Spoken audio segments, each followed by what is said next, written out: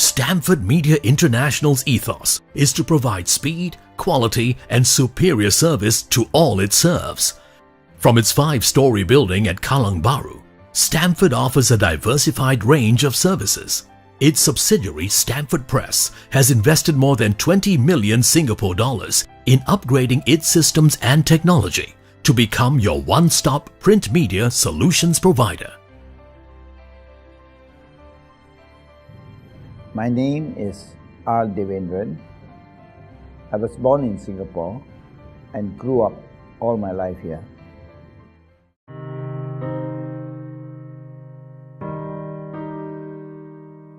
Well, childhood was a challenge. We were from a big family of 10 of us. So the value system was not really the focus of my parents. They were more concerned of how to bring the bread on your table. So the focus was more on trying to feed the children rather than making all of us united value system. And that's why you see in my further life, or my life now in the social work, is to focus on values. Because there was a vacuum in our lives, in my case it drove me to reach out. At the same time, help others come up as well. They were focused on bringing us up, right? Laying food on the table. And there were so many of us, so how do you focus on one, you know? Then we also have the childhood rivalry between each other, which is not good in the upbringing of children. But that every problem is a challenge. Every challenge, if you have done good, it is a motivational tool. It can be a motivational tool to even go higher. So that was how we grew. I passed my primary, secondary, and after I did a partial A level, and I went off to work because we were a big family, so we started working life. And later on, I achieved my postgraduate course. Then I went on to a job in Singapore Airlines, where somehow after a few months of working there, I was a secretary of a cooperative organization, a social organization. And from there I became the youngest secretary. And after a while, about 2 years into the job, there were problems with the union, and I had established myself as a leader with the cooperative movement. So many of my colleagues in the union requested me to come and join the co-op, but there were too many factional fighting.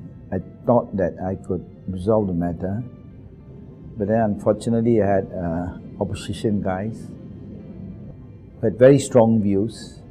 I also had strong views, but somehow I got most of SIA staff to be on my platform. I gained more popularity, but then there were some problems brewing on the ground, and then a turn in life happened because the top leaders did not sort of believe in us.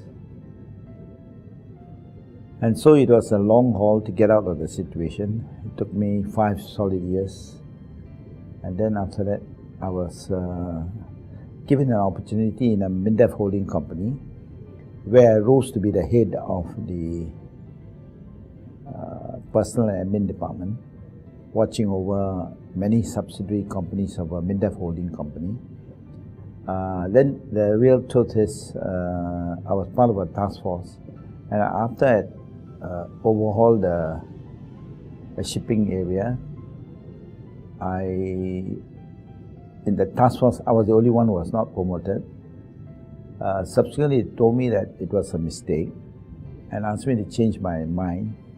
But I thought sometimes in adversities comes challenges, and challenges are meant to overcome. So I prepared myself to write 2 books, save my money, and then went into business, bought over a failing business. I'm very good at turning around any business failing or even prospering companies, making it bigger, and that's what I did.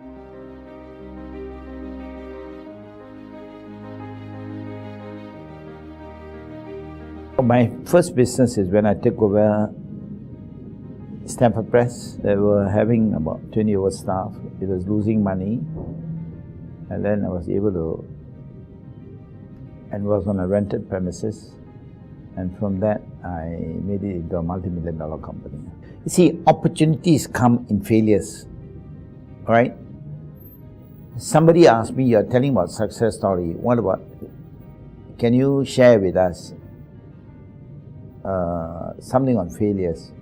I said every opportunity would have arisen because of failures, right? Unless you're a person born with a silver spoon, right? But people like us who started off as ordinary people,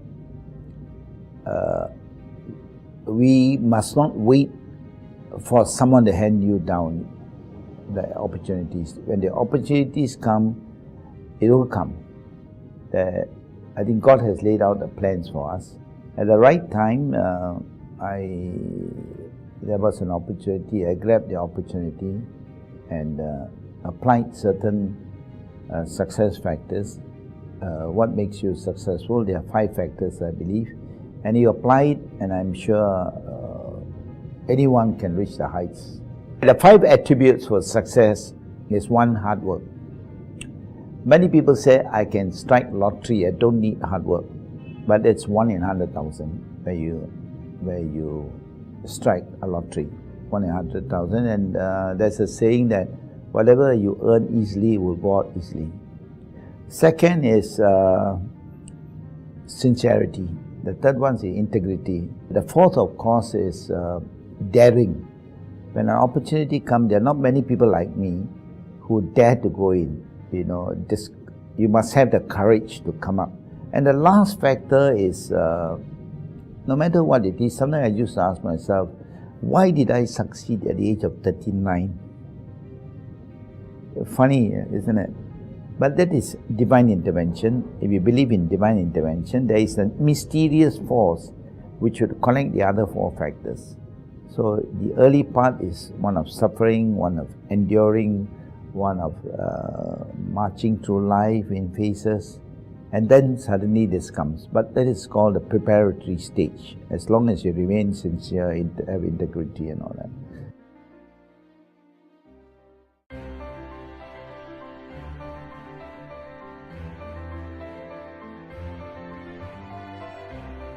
The gap I went through during my younger days has now propelled me to share values, because without values, all the wealth in the world would be meaningless.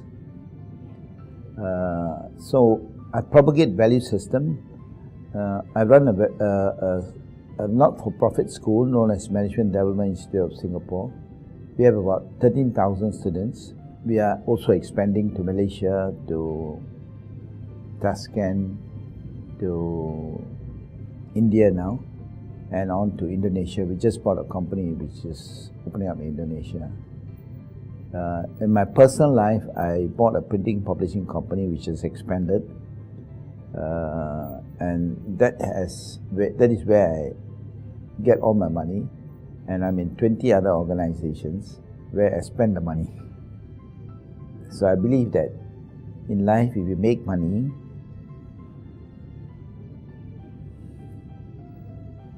you must also give money, right? You give money, you bring happiness, and happiness will come back to you.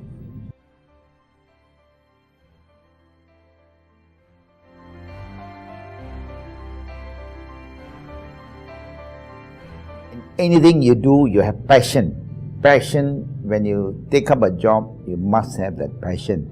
Not just say you're going to take up a job. Something inside you, driving you to achieve the success you want. The basic principle is to help others. as a priority, not to help yourself as a priority. And in that process, it will churn back on you, and you too will be more successful, because if others are successful, it will drive the person who gives them the success to be upwards as well. Do what you have to do if you want success, if you want happiness, if you want the best in life. Share and give. Right? Give what is worth to give, and happiness comes to those who give. Because there is a saying in Gautama Buddha that 1,000 candles you can light and the candle will never diminish in its happiness. I'm doing this honestly because I'm sharing. I don't need, at this stage of my life, any further boost to my ego. So I think I will continue serving the way I've done.